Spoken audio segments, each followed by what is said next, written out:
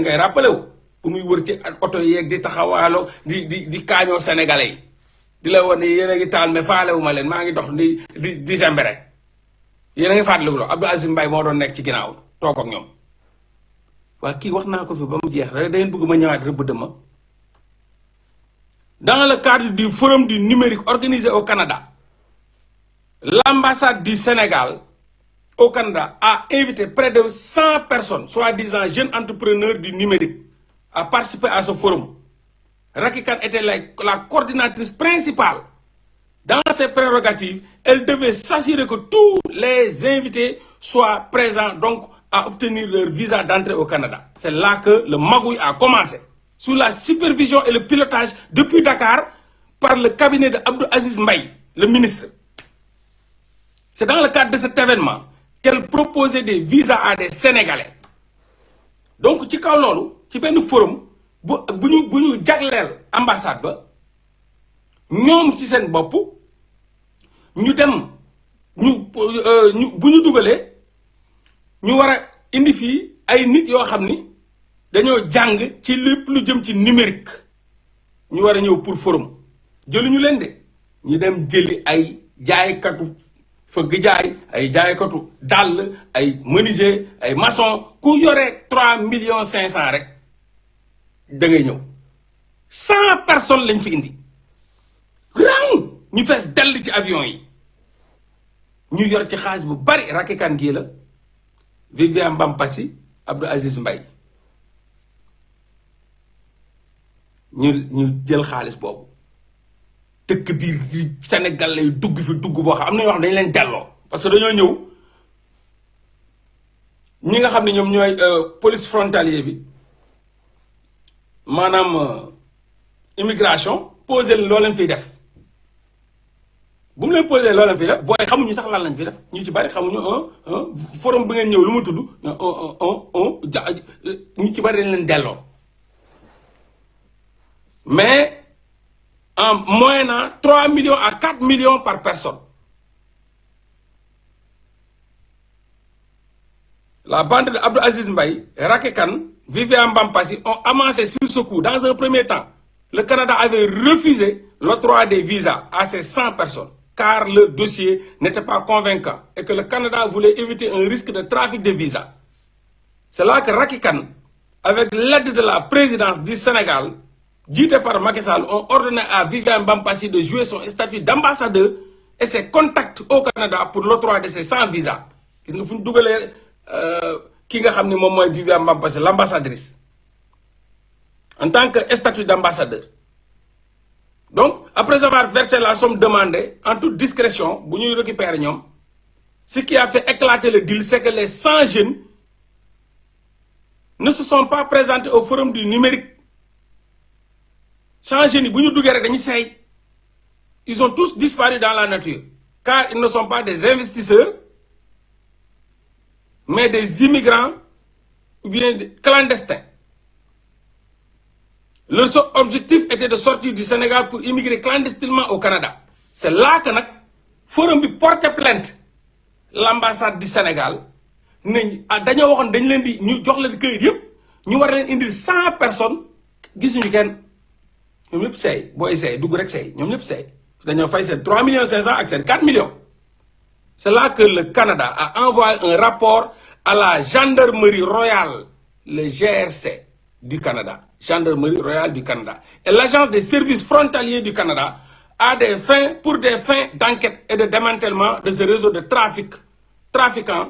et de les arrêter le plus rapidement possible. Ça c'est un li ma lay wax ni c'est un rapport en fait.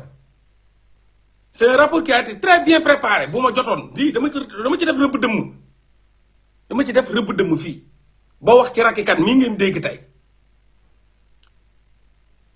mu tiit ba saw tubéem le lendemain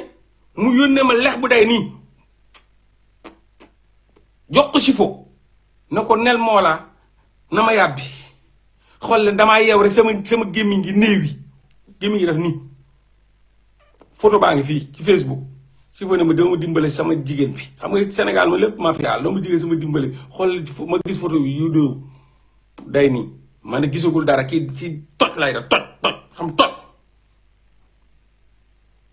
vous verrez waaw très bien am na ñu si rappelé am na ñoo xam ne ñu am bopp lañ ñi nga xam ne ñu ngi rappelé wu de tout ça au delà man waxuma sax nag li mu doon wax Sonko xam nga moom ñoom dañ doon xeex Sonko donc c'est normal il faut ñu wax Sonko yu ñaaw il faut ñu jiñ ko lépp terroriste xam salafiste violeur dañ ko doon xeex c'est normal dañ leen fay ñuy xeex dañ leen fay ñuy xeex seen intérêt fa la newoon ñoom Sonko toog arrangé wu leen donc loolu man bettuma quoi pour ñoom ñoo war a jël waa APR mais APR li ñu doon def am nañ ci dëgg APR ñoom ñoo mujjee am dëgg ñooy saaga ñoo wax ñu ñaaw ñooy tamaate dëmm ñoo def lépp pour bu ñu jël seen poste pour bu ñu perdre seen privilège tey bu ñu demee ba perdre seen privilège yow nga ñàkk fayda yow ñi lay xeex nga dem jëleen jëlaat ah mais ñoom nag seen ndey liggéey na ñoom defuñu dara yow yaa am problème mu bopp mais ñoom amuñu problème mu bopp ñoom bu ñu la war a xeex nañ la ba nga demee ñoom xeex nañ la lu ñu mën pour boo fi toog nga dem toog jalaat leen mais loolu yow la sa ndey liggéeyul c'est tout ñoom seen ndey liggéey na donc ñoom loo leen wax tooñ nga leen loolu leen wax tooñ nga leen donc ñu continuer le GSA a envoyé un mandat à convoquer à l'ambassadeur Viviane Bampassi afin qu'elle s'explique sur ce problème car ils ont mené leurs enquêtes qui a bien conclu que les 100 jeunes venus n'étaient pas des entrepreneurs mais des immigrants clandestins ayant enfreint la loi sur l'immigration au Canada. C'est là ñoom ñu ñëw enquête Racky Kane bu ñu enquêté Racky Kane ba dem boo war a ñëwaat ci guddi gi la Racky Kane fii la bàyyi appartement am ak fauteuil am ak lépp yanu bébé ba doom la amoon yanu bébé bu dee tër daw nag ne la ko mu ñëw tër première enquête laa la wax am gars yi jàpp ko enquête ko mu ñàkk tooy kàpp di saw gendarmerie bu Canada jël këyit yëpp teg xam nga fii gars ay dof lañ ci enquête fii nga dugal 100 jeunes lekk ci ñoom 4 millions ko nekk ñaata la plus de 400 millions ou 500 millions la gars yi dóor seddoo ko donc ñu invité Viviane Bampassi muy lappi Macky Sall humiliation totale lu Macky Sall def rappeler kii nga xam ne mooy Racky Kane le plus rapidement à Dakar pour éviter qu'elle soit immédiatement arrêtée par la gendarmerie royale du Canada nii la Racky Kane dawee fauteuil këram maanaam ñu ma mel ne rek ñu woo ma daw bàyyi fi lépp bàyyi fi télé kër ga fu mu newoon bàyyi fa moom moo dem ak doomam yóbbul sa bagage bàyyi na fa télé ba fauteuil yi lépp la fa bàyyi daw war rek ñi ma wutu fi teg tànk bu fi teg gaay këf ko tël jox ko ci kaso ba ñu teg choc nag Viviane Bampassi na ko ana sa secrétaire ba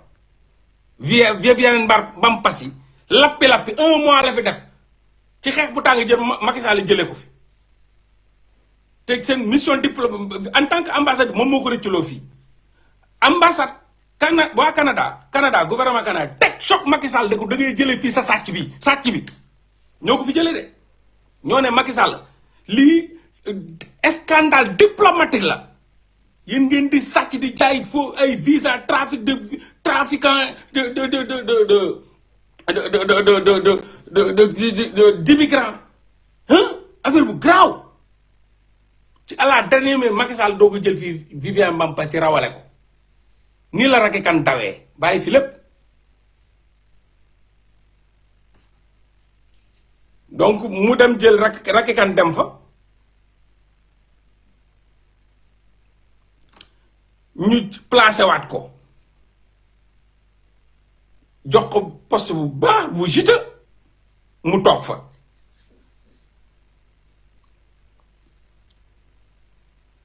ba mu yeggee nag la yónni ay nit pour ñu dem jël dugg appartement am jëlal ko xawma lan ak lan li mu fa bàyyi woon ak yow parce que dafa daw moom ak bébé bi rek ñoo dem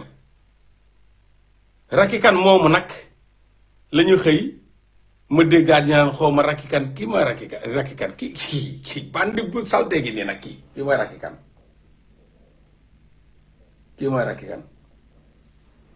Racky Kane mii ne da ko bandum bu saf naa nii la Racky Kane mii ñun Sénégal du ñu tekki Sénégal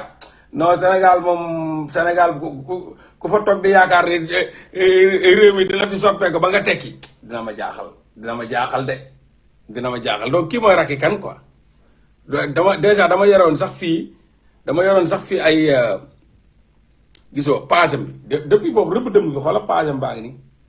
fii moo Macky Sall fii xam nga photo yi sax dafa dindi dafa yàgg xoolal fii moo Macky Sall fii ci palais ba xoolal moo Macky Sall fii tout ndeysaan dafa yàgg.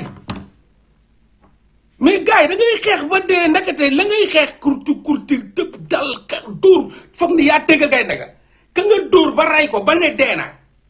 da ngay balaa ngaa dem sa dëkk sax ñu la xoolo kooku du sa morom quoi ñu jëlaat ko encore raxas ba mu set teg. léegi scandale yi nag léegi yéen scandale yi lan ngeen di wax waa Canada quoi tey waa Canada bu ñu toogoon ne ñu ne leen ñi doon jaay fii visa ya ñi fa def scandale yi rëy yi dem nañ seen réew ñu fal leen ay ponkal lañ fa léegi ay ponkal boo leen demee rek gis scandale yi am fii yëpp ba gouvernement bi moo porté plainte ñoom Racky Kane di nan la mën a jëlaatee Racky Kane naan da nga koy l' agent judiciaire xanaa dul état bi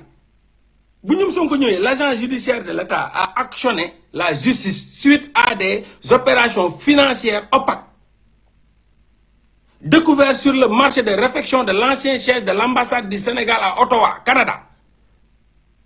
Les relations troubles entre la représentation diplomatique et une société dénommée As Building sont au cœur de la procédure. Des irrégularités, un marché de gré à gré, sans contrôle, plus de 3,5 milliards de francs CFA, en plus des travaux d'architecture pour 36,9 millions. ñoom Racky Kane la de ñoom Racky Kane ñoo jël ci xaalisu état ba plus de 3,5 milliards de francs ne dañuy réfectionner ab immeuble te moomuñu dara dañoo loué moomuñu dara ñu ne dañoo loué et des travaux d'architecture nee nañ ay dessins et cetera.